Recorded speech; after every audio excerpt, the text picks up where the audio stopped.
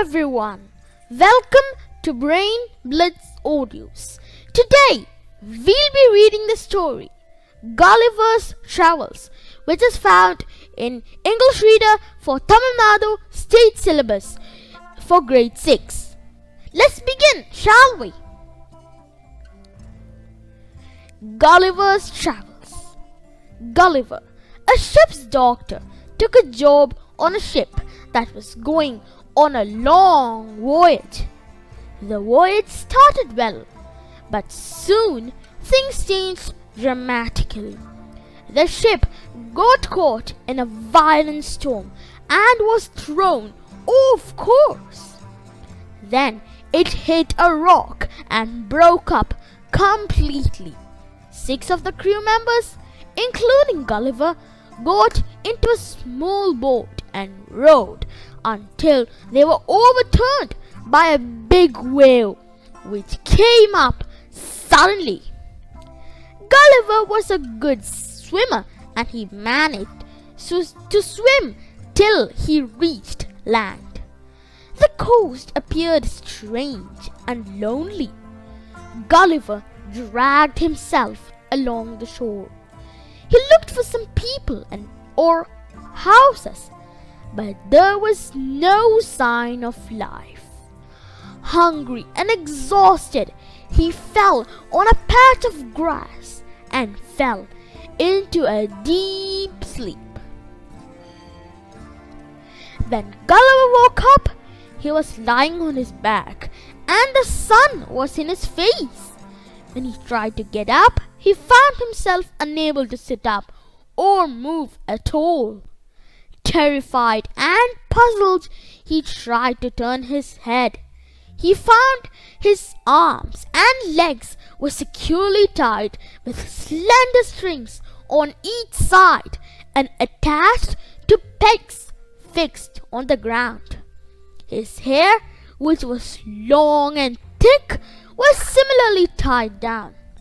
He felt something moving along his body, almost up to his chin. To his surprise, he saw a human being not 6 inches high, with a bow and arrow in his hands and a quiver at his back. Gulliver later learned that these creatures were called Lilliputians.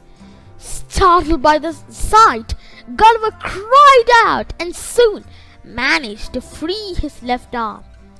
The frightened Lilliputians fired dozens of tiny arrows into his hand, face and body until he once again lay down calmly.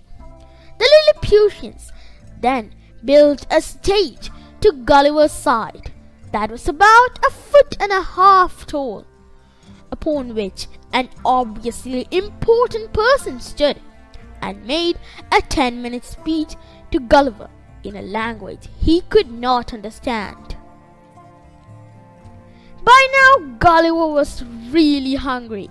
With gestures, he signaled to the little people that he wanted food and drink. The Lilliputians first got Gulliver to promise to behave himself and then promised to get him some food. They soon brought baskets of meat and several loaves of bread, which he ate 3 at a time because they were so tiny. The Lilliputians also brought 2 barrels of drink, which he enjoyed, even though the barrels were smaller than a glass. Gulliver was tempted as he lay on the ground to take up 50 of the small creatures in his hand and crush them. But he did not want to be pricked with arrows again, and he had promised to behave in exchange for good treatment. After he had eaten, Gulliver promptly fell asleep because his drink had a sleeping draught in it. They then set about transporting Gulliver to the capital. They used a large platform with 22 wheels pulled by dozens of 4.5-inch horses.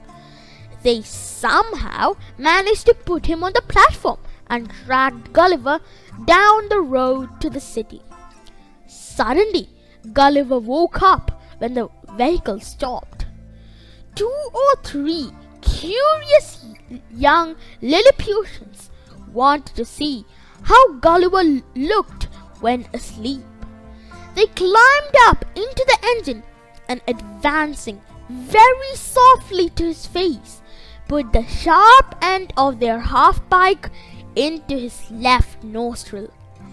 This tickled Gulliver's nose like a straw and made him sneeze.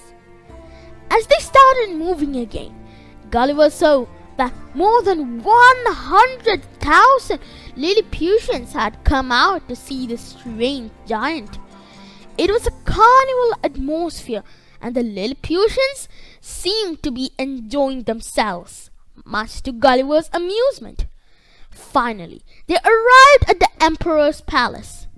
The Emperor was there to receive Gulliver. Gulliver was lodged in an old and disused temple. His leg was stained and he could only move about a little bit. After a few weeks, the Lilliputians and the Emperor decided that he meant them no harm. So Gulliver was set free to roam around Lilliput on condition that he would not harm them and would help them in whatever way he could. Gulliver agreed and was freed.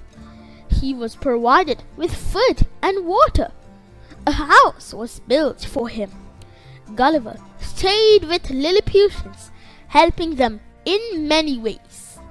Once it so happened that the neighboring kingdom of Vasippathu declared war on Lilliput. The king brought 100 ships to mount an attack. The Lilliputians ran to Gulliver for help.